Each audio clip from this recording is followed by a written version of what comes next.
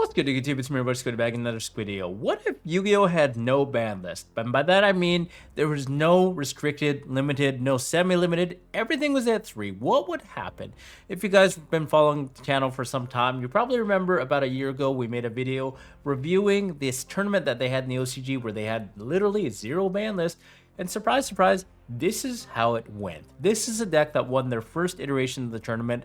It's crazy, but Tearlaments is apparently the best deck in the entire format when the game has 0 restrictions. Isn't that crazy? Now, looking at this deck, it looks like an average ordinary Tearlaments deck when it was at full power. Of course, we do have some broken cards that are souping up the deck by a ton, like Graceful Charity. Obviously, these older cards were never once per turn, so having multiple copies means we can draw and draw and draw. And the even more powerful card is, of course, Painful Choice. This card is an effective auto win in this deck because you foolish 5 cards, your opponent picks the worst one for you to add to your hand, which really is a painful choice in this deck specifically because we can reveal a lot of things. Yugioh, Kelbeck, the tier names, even something like a Soliak. Which one is your opponent going to add to your hand, right? It really doesn't matter because we're going to take advantage of the effects in the graveyard to mill a preposterous amount of cards and just end on an absolutely crazy end board. Bear in mind that Instant Fusion is also at 3, so this means that we are going to access Elder Entity Norden as well as a plethora of Kikaloses, so we're effectively milling almost our entire deck on turn 1, and we also have some busted XYZs like Elder Entity Athethot or Shockmaster, which is easily made with this deck's engine, and the fact that we have 3 of everything, so it's so easily accessible with Norden, it's absolutely nuts in my opinion. And the fact that you can also Ptolemaeus into the Elder Entity Athethot means that your opponent is probably going to lose if they lose the die roll, and we also have Herald the Ruins Light to push through our plays. So it's a no-brainer, guys, but the glaring thing about this format that you might realize offhand chance is something is missing, and that's actually Pot of Greed. This player that won this tournament actually decided not to play Pot of Greed. Like, it's crazy to me, but then you think about it and it actually makes sense because the deck is purely dependent on milling. We don't care about drawing cards anymore. No. The power level of this deck has gotten to the point where we don't care about any cards we draw. We just want to mill cards. We want to mill. We don't care about drawing cards. The point with Graceful Charity is that we get to discard 2 cards for card effects, so we get to take advantage of cards in the graveyard. We only care about the graveyard. We do not care about drawing cards, and because the deck is so stupid consistent already, we're already accessing the power cards by deck setting, by milling. We don't need Pot of Greed. It's nuts, but hey, this is apparently how they decided to play it. They only banked on actually seeing the power cards, which was Painful Choice, Graceful Charity, and then maybe Instant Fusion. We didn't care about drawing 2 cards at all, and it's just crazy how this actually happened. This was the first iteration of the actual ban list, no ban list tournament rather. They did have another one consecutive after that, and I'm not sure if they actually had any in the future. I wasn't able to find any coverage if they did, but this is what happened, and I was a little taken aback by the fact that Tearlaments is the best deck, not an FDK deck, not a degenerate Exodia deck that people would expect to be good, but rather Tears. And you can see they go hard in the side deck with Imperial Order because the amount of broken spell cards in this game just make it so that you have to negate them with Imperial Order. Change of Heart is rather interesting, I suppose, in the mirror match or like a weird game state where you're trying to steal stuff. Call the Grave, it makes sense if you're going first. And Drone Lockford for obvious FDK shenanigans. We do have the Bystios as well to counteract Tears, which was actually the most popular deck in the top 8. I believe there are 3 or 4 tiers.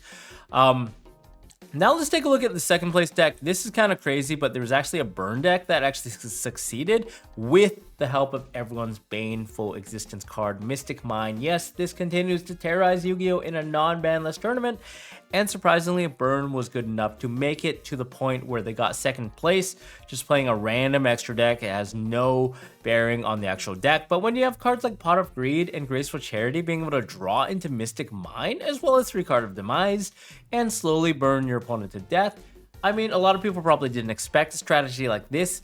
as you can see in that deck that we just looked at, there's basically no Spiral Trap removal, barring something like an Imperial Order, which can easily be negated because it's so slow. We did see that there was Dark Bribes in the side deck, okay? So Solemn Judgment, Dark Bribes, it's going to prevent that from resolving, which means that if Mystic Mind stays, then this game will just be over. So that's probably how they got second place there. Really interesting. Third place was another Tearlaments deck. And they, of course, actually played Herald of Greenlight in addition to Herald of Orange Light because this negates powerful spell cards, and there happen to be a lot of them. We saw like Painful Choice, we saw Graceful Charity, and in this iteration, they actually play Future Fusion as well, which is really surprising because I'm not sure if this was the old errata. I suspect they might have used the old errata. That's the only justifiable way to see this card being played because the current erratum says you have to send in your second standby phase, which is just not happening, right? That's just way too slow for modern day Yu-Gi-Oh! Never mind a no banlist tournament. But you see, this player actually did play Pot of Greed, which is a little interesting to think about. That, okay, Pot of Greed maybe is something that they considered, but they didn't play Painful Choice, which I'm just like looking at this as like, could they not find Painful Choice in time? Maybe that's why. I mean, why would you not play a card that says literally win the game on the spot? Like you're going like plus 40 off one Painful Choice, right? Just really interesting there. Fourth place, unfortunately, only the top 4 decks were published for this specific event, but you can see fourth place was actually a Magical Scientist FDK, and Magical Scientist, for those of you guys that don't know, you pay 1,000 life points to summon a level 6 or lower fusion monster from your extra deck, and it's not once per turn, so you can actually use it up to 7 times, because you can pay 7k out of 8k when you start the duel. And you actually go off into your Invoke Raging, as well as another copy of your, I believe you actually go to either Invoke Raging at the end. So you're actually going off into your 2 copies of the level 6s, and then 2 copies of the Alvain, the Essence of Vanities, which is a tuner. And then from there, you actually synchro off into 2 level 8s, Omega, as well as Shield Mathmech Magma, which happens to be a tuner. And with those 2 monsters, you actually synchro summon into Bishbalkin, which floods the board with tokens. And from there, you use the tokens to transfer one over with Geonator Transverser. And in the end, you use the Magical Scientist again twice to make 2 Invoke Ragens, which you overlay for the Machu Mech, which then you use on the effect to target the opponent's Bishbalkin because you're transferring it over with the Geonator Transverser. And for those of you guys that don't know, Machu Mech says you inflict damage to your opponent based on an opponent's monster's difference in their attack. So because Bishbalkin starts at 0 and it has effectively 9k attack at the end of this combo, you burn your opponent for 9k attack. So it's really, really backbreaking. As you can see in this first passover of the tournament that they had, a lot of innovation, a lot of crazy stuff, and it seems like Tearlaments came out on top. Now, this is the part that's going to be crazy. It's the second part of the tournament. So the second tournament that they had about a month later, the innovation was crazy, and that's where the pure degeneracy actually came out. So guys, check this out. Feast your eyes on the first place deck of the second ever no ban list tournament with coverage. This is what happened. The metagame evolved. People recognized that Tearlaments were good, and they said, hey, Kashtira Arisehart says no to Tearlaments, no to Graveyard. This somehow won, and you can see it's crazy because these decks play over 40. There's just no way to fit in the core engine, as well as how many busted cards are at 3. So when you're trying to play a bunch of powerful spell cards like Forceful Sentry, Graceful Charity, Pot of Greed, you just have to go over the count. And I'm surprised they actually played weaker cards like Infinite Impermanence. I guess they just dictated that, hey, this card is sometimes good enough to stop like a Kick Kalos or something from resolving, and it was good enough that we would have to play it. You can see there's also main deck Droll Knockbird, because this deck presumably has an abysmal matchup against FTK decks, so we do have to deal with that. And of course, Shifter is just insane. But the other degenerate thing that you see in addition to the side deck, which I have to say is absolutely degenerate, Mystic Mind, Giant Trunade, HOBBIES, Weather Duster, Confiscation, Nib. But okay, beyond the side deck's degeneracy, you guys will actually see one card that is absolutely prominent in the entire toxicity and the sheer degeneracy of this entire game without a ban list, and that's actually Victory Dragon. Now, for those of you guys that don't know, Victory Dragon is a match winner and one of the only legal match winners that can actually be used in a duel. It says, to tribute summon this monster, you must tribute summon 3 dragon types as sacrifice to summon this. And then if this card attacks your opponent directly and reduces their life points to 0, you win the match. Not the duel, but the entire match, which is the best 2 out of 3 on the spot in one duel.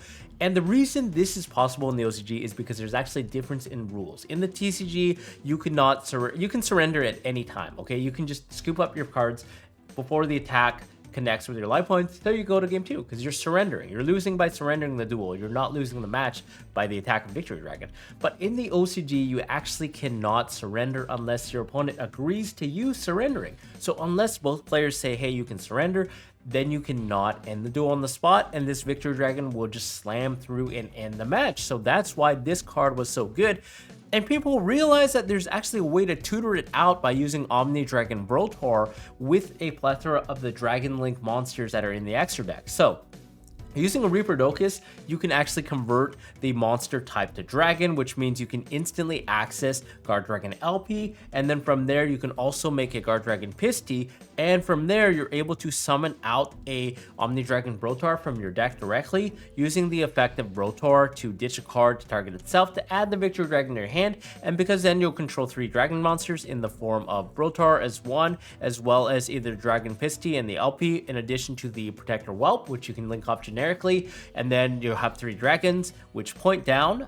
You can just instantly search out the Victory Dragon, tribute summon those, and swing for game, which is especially daring in this deck. It's especially cancerous because of the fact that if you think about it, let's say the game is over, the Kashtira has basically won in huge board, huge card advantage, the duel is basically over, but instead of scooping, because the Tearlaments player cannot scoop the opposing player, the Kashtira player doesn't have to end the game right away. They can just hold their opponent hostage essentially until they draw enough pieces or combo to actually go into the Guard Dragon LP and then go into the Brotor and the Victory Dragon. So effectively, anytime you lose a duel, you will be losing the match in this format as long as your opponent is playing Victory Dragon, because they can just not end the duel and just use Victory Dragon to be searched when they have the combo pieces to end the match. So that's how toxic this tournament instantly became. People didn't realize Victory Dragon was searchable in the first iteration of this tournament, but then they realized that it was in the second.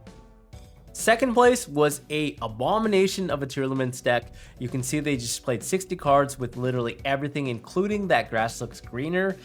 And this deck is just crazy. Like, they're just maxing out on everything. You can see here also Raw, Spear Mode, Evenly Matched, Emptiness, and the Imperial Order, which I believe was 3 copies. I must have accidentally removed one out. But you can see this deck actually didn't capitalize on the Victory Dragon, thank goodness. So the degeneracy stopped at the Kashtira, which is good. But you can still see that tier is still as good as it was in the first tournament. Now in the top 4, we also had some other crazy decks. This Tearlaments deck that happened to be playing Victory Dragon again, like we talked about, Omni Dragon Brotor is instantly tutorable off of the Reaper-Docus plus the Protector Whelp into the Guard Dragon LP, and with that you are able to search out the Victory Dragon and swing for game. So again, Tearlaments proving their worth. You can see that Herald of Orange Light and Green Light are both played, but there's no Painful Choice or Graceful Charity, which is also interesting. But we do have Graceful Charity and Painful Choice in the side deck, so they probably recognize that, hey, going second is what is the pain point in this format. Let's play a bunch of defensive cards, then going first, we can on the crackback side in these cards, which I can see working for sure. And then in the other top 4 was another Tearlaments, this time with Painful Choice as well as Redox, which I suspect was some kind of combo line alongside Destrudo to actually go into the Victory Dragon. Starlead Surfer is really nice because you can actually search the Victory Dragon, which is level 8, by sending potentially a level 8 monster. Just really nutty if you think about it. You can send any number of dragon types from your hand or face-up field to the graveyard and then add a corresponding monster. And they're also playing Armalier, the Star Leader Dragon, which allows you to special summon out a dragon monster, I believe, from your hand. And you can also treat it as a dragon sacrifice to assemble that Victory Dragon. So it's just really neat how that works there. Just like kind of crazy to think about. Now that I think about it, I guess Starlead Surfer actually sends the Destrudo potentially to summon out the Redox. So you do have like some options there. Just more cancer. We actually have the top 8 decks for this event, which is kind of nice. You can see here Dragon Links actually got a top 8 again with Victory Dragon, and they are playing all the busted cards like Painful Choice as well as Pot of Greed. Even siding D-Shifter, I guess that's how prevalent tiers were, so they have to shut off the graveyard. And then in the other top 8 was another Dragon Link also playing Victory Dragon. So in this top 8, you see a lot of Victory Dragon. I'm not sure this format could ever be playable now that Victory Dragon is a thing. In the other top 8 was another Victory Dragon deck, which is just nutty if you think about it. Another Victory Dragon, and of course 60 cards because there's so much consistency with the power spell cards. and it doesn't really matter. And then last but not least was actually a Zodiac deck playing a bunch of the Shufflers, as well as basically every cancerous hand trap known to man in order to stop the opponent from playing. Of course, no Victory Dragon here, thankfully, but you can see in the top 8 we had a whopping 4 or 5 decks with Victory Dragon. So it seems once word got out, that card just became very, very cancerous and ruined the entire format. So maybe that's why they haven't had another tournament since then, because they realized, hey, Victory Dragon is actually crazy. Unless we change the rule where you cannot scoop, this card will be plaguing the meta, and effectively Yu-Gi-Oh becomes best of one in a no ban list concept. So that's about all I had for this video. What do you guys think about the no ban list format? Is this something that you would potentially enjoy playing? Is this something that Konami should support as like a time wizard side event? Is this definitely something that you guys want to see more of? Let me know in the comments below. Other than that, we'll see you in the next video. Bye bye.